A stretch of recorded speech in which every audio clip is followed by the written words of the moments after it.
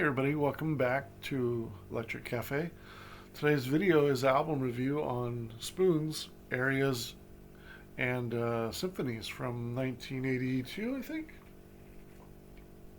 Yeah, 1982. So Spoons were a new wave band in from Canada.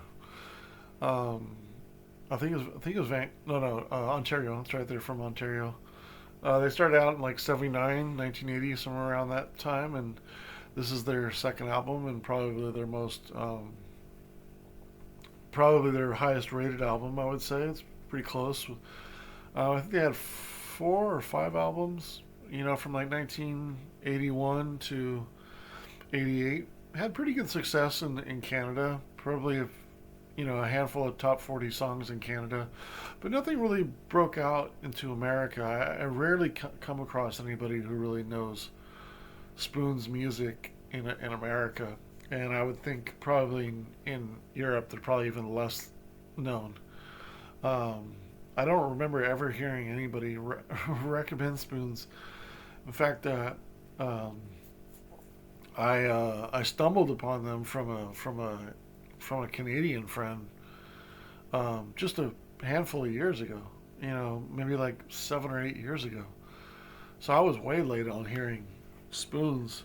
There's and of course, like most people, I heard Nova Heart and I was like, oh, let me check out this band, and ended up, I think I have three of their first five albums or three of their first four, whatever it is. And wouldn't say I'm a huge fan, but over the last 8 years, I do enjoy their music, and kind of one of those bands I found late, but better late than never. And so it's interesting. There's most of the music that I review. I wouldn't say most of it, but a lot of the music that I review that I kind of was there from the beginning, or I got it when it was new, or most part, I'd say it's on, when it comes to like new wave and rock, and maybe not so much electronic, because there's so much electronic music out there that I don't necessarily get everything or know about it. There's a lot of releases, but generally on new wave and stuff, I was I was pretty much there from the beginning on a lot of bands.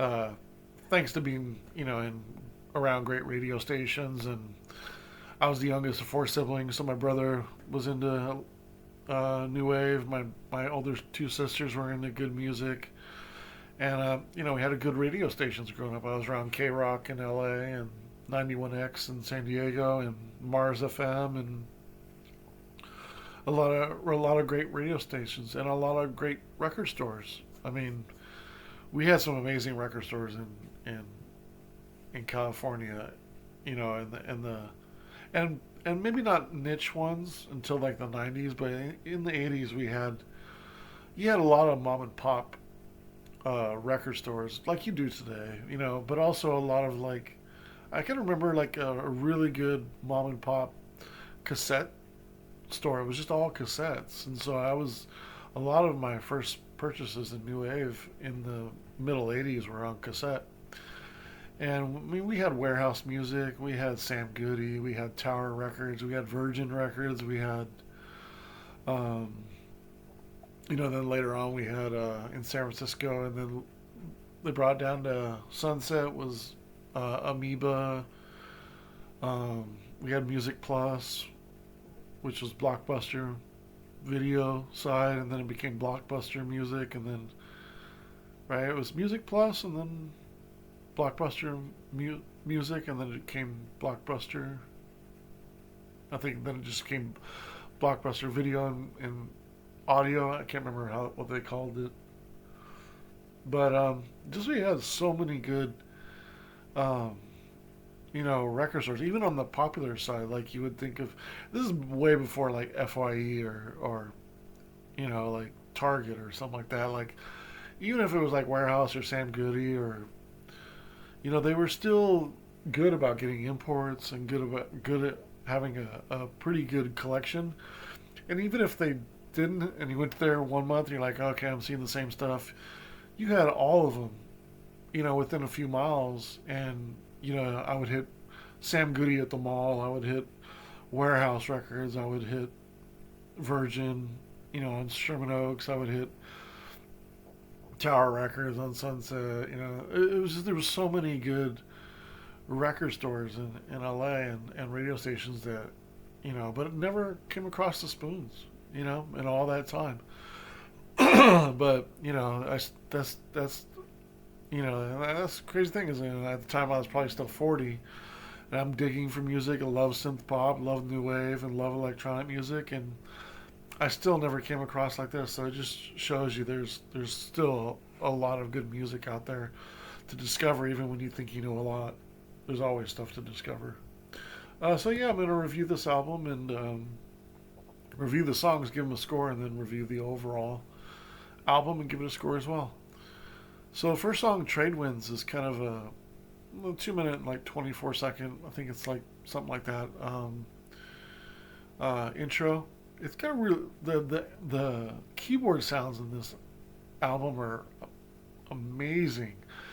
The Maybe I'll get into one of the overall thoughts I have, but it's unfortunate that they don't highlight it as the lead a little bit more in the band, in the songs and in the album. Because like Trade Winds, for example, the analog beat is so fat, and the keyboards, nice melody, great intro. I got it 3 stars. Really, really cool little intro. But you can tell from the sounds on this. I don't know if he was using what kind of Roland he was using, but there's a balance of a couple keyboards, I think, and I want to say that one's a Moog and maybe one's a Roland or something like that, but man, the sounds are fat. The keyboard sounds are fat. Nice atmosphere too. This is a good example of it. You know what I mean? I just wish they did it a little bit more focused on it. Highlighted a little bit more as solos. And I'll kind of talk a little bit about that in the overall as well, because that's kind of more for the overall thought of the band. But track 2, Smiling in Winter, cool beat again, another great atmosphere, bass line. Sandy Home is the bass player for her. She's awesome. She's kind of more on the, I wouldn't say it's not like a fretless bass or anything like that, but it's definitely like a longer bass, and she's grooving, and she looks very 80s, she's cute for sure, and she plays really well, and she does a really good job. I think she's kind of like Gordon has a really unique voice as well, the lead singer, and the keyboards are really strong, but she kind of really balances out and adds kind of a nice kind of funk to the band, and kind of a little bit of, some of the songs kind of verge on like a ska. Yeah, it's really strange. Like Blind, it's really hard to kind of pinpoint them and just say they're synth pop, or new wave. They feel like they're a little bit more dipped into other categories, whether it be ska or even just alternative music. But Something in Winter, it's a nice transition. It's got some nice transitions and changes in the track. This is a good example of there's a lot of songs on here I feel like I really like, but I just can't put into very good.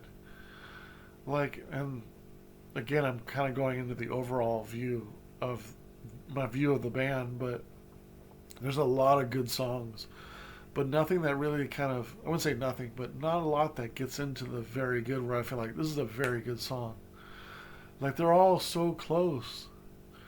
Like, I have 4 tracks in a row, or 4 out of 5 tracks coming up that are 2 3/4 stars. I just felt like I couldn't say they were very good,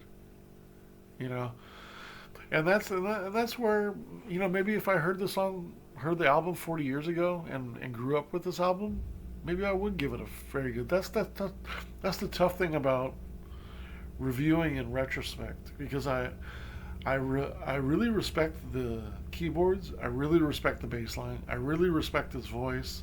I really respect the sounds and the instruments they're using, the keyboard sounds especially. Some of them have some really cool, like, drum beats, and they're they have a drummer, but they're still using some. I feel like they're still using like a Linn drum. It may not be a Linn drum though, but I feel like they even might be using like a. I'd be surprised that I wouldn't be surprised if they were using an 808, but it sounds like they're using some a sequencer off a keyboard, and I don't know what that is. Maybe you guys can help me if you know what they did the early rhythm on, because they have a drummer, but it feels like some of them, like Nova Heart's a perfect example. Like the intro, it sounds like a. It doesn't sound like a drummer. It sounds like a sequencer and some kind of beat machine. But yeah, just like if I grew up with the songs, then maybe they would be catchy enough, and I would appreciate them enough to say they're very good. But I just can't. It's just so close. It's just I've so I might be doing a little bit of disservice to them on on some of these song ratings, but that's everybody is not gonna. And I feel like I'm pretty good at putting things into context of having a good background in new wave music, being around is listening to music in 82, 83, and I just didn't hear this in 82, 83, and I feel like I'm good at like putting myself into context of if I heard it back then and stuff like that, and I do appreciate this more than a lot of people would that but maybe not so much as somebody who's really into it and really into this band for 40 years, 45 years, I don't know, because I got a lot of songs like I couldn't put very good. I just really close. I got this one 2 3/4 song, 2 3/4 stars. 1 in 10 words, really catchy, good chorus, 2 3/4. Just felt like I couldn't get it over the edge. Same thing with No Electrons. Good overall song. I like the atmosphere. Good mix of electronic and rock. A little bit of corniness in there. Again, 2 3/4 stars. Feel like I couldn't get over the edge. Now track number 5, No More Growing Up. I do feel I could give it 3 stars. Nice keys and guitar. It reminds me of John Foxx's solo music. John Foxx from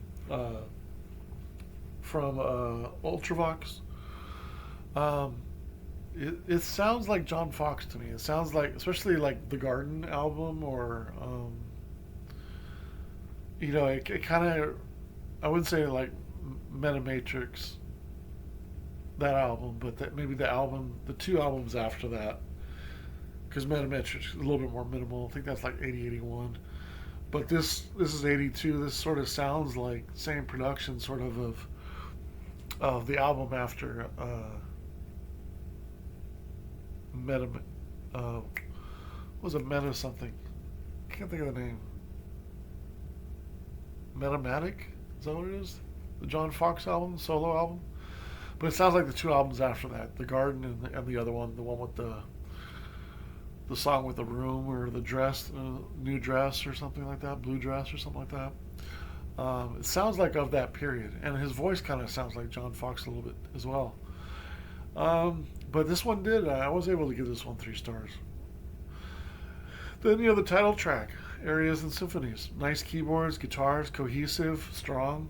2 3/4. Just felt again I couldn't get it over the edge.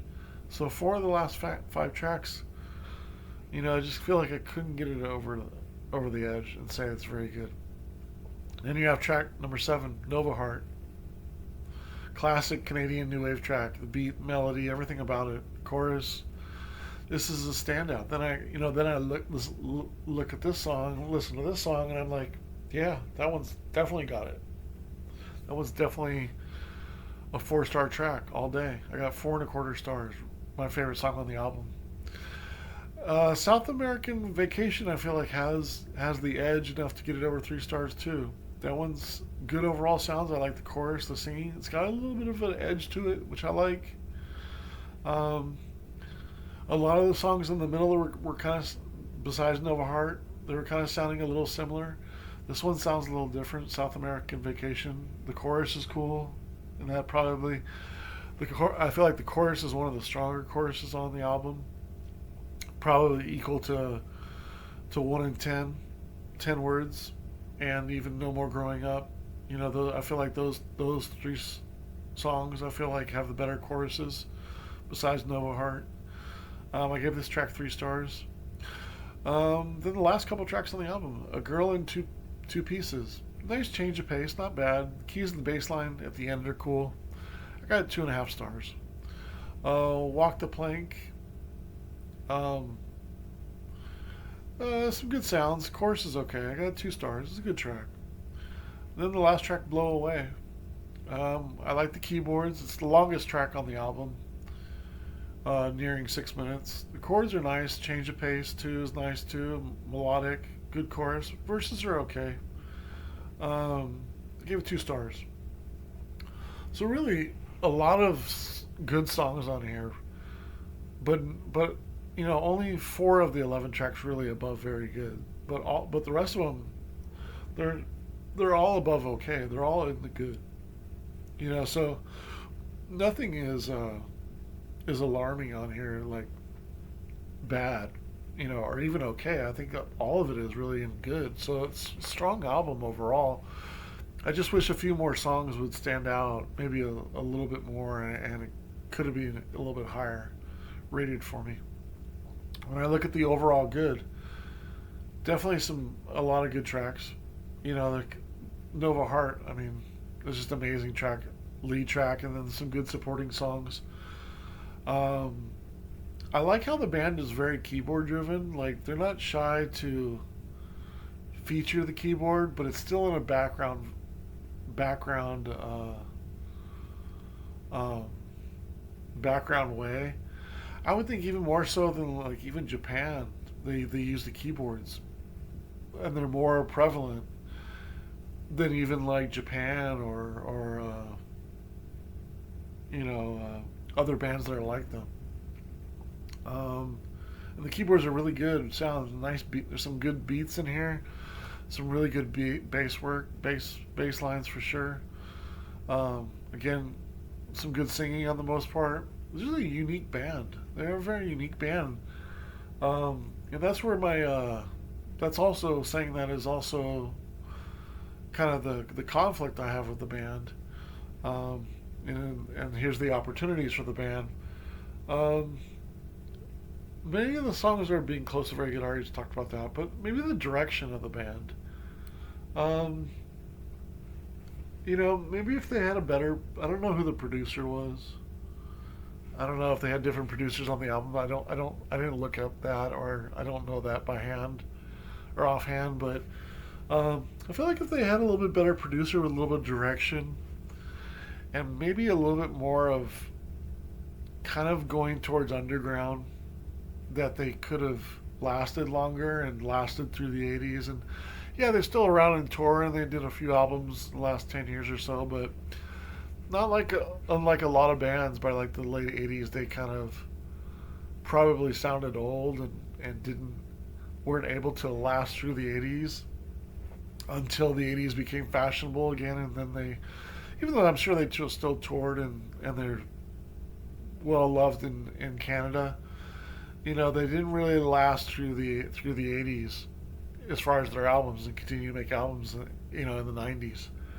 I don't think it was till like maybe 2011 or so. They might have had one album in the 2000s, but I don't think they had any in the 90s. I think they broke up, and so you don't really have the cult sound or the defiable sound of them, or it's maybe hard to explain, but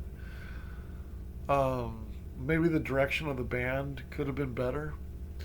It almost seems like they're like, in those days, it doesn't sound like it now, but in those days it probably wouldn't say they were a teeny bop new wave band, like,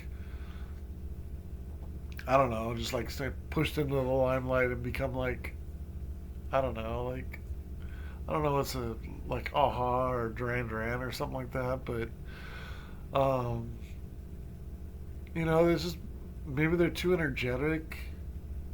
They're not moody enough and not dark enough, or there's really no much dark edge to them, which is unfortunate because the instruments are great. There's really no edge to them. They really don't. Maybe they don't come from. There's a little bit of ska in there, a little bit of alternative rock, I wouldn't say there's really any punk added, post punk sound, post, you know what I mean? So they really don't have the edge to really kind of carry them on. Um, I have a I have a note that says maybe too energetic. Maybe they should relax a little bit. And I said that because they don't, like Nova Heart is a great melody, great harmony, um, great sound. Like the minute and a half when there's really no lyrics, like that's a great song, and it sounds good, and the changes and everything works. A lot of the other songs they don't let the song kind of breathe, and so they're energetic, they're upbeat. There's a lot going on, and it's all good, but it just doesn't. It doesn't. I just feel like they could relax a little bit and sort of let some rhythms play. That could have helped. And I put it. Are some of them are some of their songs ska influenced? I have a question mark on that. I don't know. There's a few. Some kind of have that kind of like ska kind of bounce to them because of the bass line and the drummer and things like that. So it's unique, but um, I don't know if they really kind of like fit in that full new wave kind of because they don't really have the edge. They don't have a darker sound. They don't have a cult following like for their sound per se. Like I feel like that may have been the opportunities why they didn't stick around, and what could have been a little bit better if they had a little bit more had a little bit edge to them, you know. Um, but take this for a grain of salt. But it sounded like if you mixed John Fox with early U2 and early Duran Duran, it would kind of sound like the Spoons. There's a little bit of like the some of the bass line sounds like early Larry Mullen on the bass, early U2 stuff. There's a little bit of that on her bass playing. Um, it kind of sounds of that period, that kind of loose bass drumming that's kind of influenced in ska, and it's not full electronic yet, but they're not full electronic tracks yet, but they're kind of like the early Duran Duran stuff, even Japan a little bit. You know, they have a really interesting sound. Just I'd like them. I would like to have seen them be a little bit darker and try different things. Everything's kind of more on the pop side because the keyboardist is really strong, has some really cool sounds, and the bass line. Just I wish the direction of the band would have been a little bit different and not because I think even more so after they had the hit with Nova Heart. The first album does have a little bit of more alternative, more rock. Then this one is more keyboard driven for sure. But then the next two albums kind of get a little bit more into trying to be a little bit more poppy, and that's kind of where the direction I feel like was kind of misled, and I feel like if it would have been a little different, they could have had more. They would have been known more, because I think the talent is there. So when I add up the songs, it's really a lot of strong songs in here. Really, again, nothing under 2 stars. Mostly everything's close to 3 stars. And five, six, seven.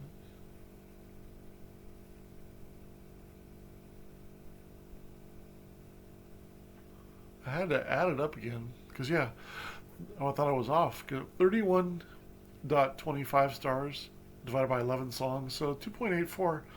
So like my ratings of the songs, they're right under very good, and can't necessarily give it any extra points for being groundbreaking or you know any special reason why. I feel like that score of the songs kind of works well for the score of the album. I gave it a 67 out of 100, so right under very good. It's definitely a good album. It's on the higher side of a good album for sure. I feel okay with that. But an interesting band. I'm glad I found them, and I do really like them. I just wish there was a little bit more edge to them.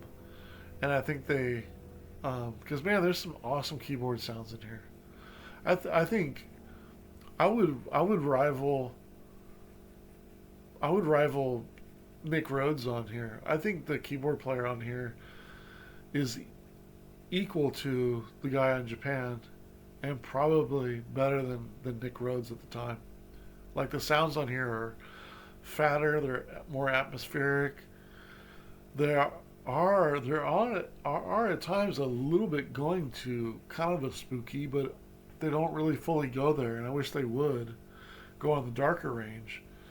But I think they exceed what Duran Duran did on Duran Duran's album of the same year, '82. Um, the self-titled album Duran Duran, which was I guess was '81, '82 that I reviewed last week actually. Is it better than Rio? Probably not so in a pop way, but in a kind of underground, if you're kind of into vintage sounds, keyboard sounds, and sequencer sounds like I am, then I still think this is more unique and more, I wouldn't say underground or avant garde, but I like the sounds in this keyboard better than stuff that's in Duran Duran for the most part. I mean, it's just there's a I wouldn't say it's an immaturity, but there's a uniqueness and a sound and kind of a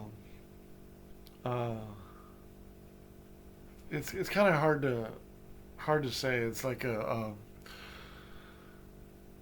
maybe in a naive way they're using the sound here and they're not. I'm sure a keyboard player could tell you this, but the the the the resonance on the sounds, they're not totally in line with the they're not fully on the pop side of the tones of the keys of the song. So they're kind of a little fatter, so they're kind of not exact, if that makes sense. And if you listen to the sound, the keyboard sounds aren't they're fatter and they're kind of not fully lined up to where the key of the songs are, and they're a little bit so that it makes it a little bit looser, makes them stick out in kind of a fatter way, and they're not as thin and cheesy maybe as like on that side of the spectrum as something like Duran Duran or Aha would. They're a little bit more fatter, more analog. That's all I can say. Um, yeah.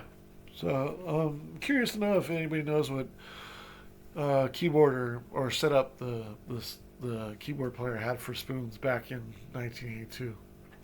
It's really cool. But again, really strong bass player and really good singer too. Interesting voice. Interesting voice. Kind of has like almost like he's doing like a post punk ska. It's kind of theatrical a little bit. It's an interesting voice. Gordon has an interesting voice. But it's a good album overall. 67 out of 100. Curious what you think about this album. All right. Thanks so much for listening.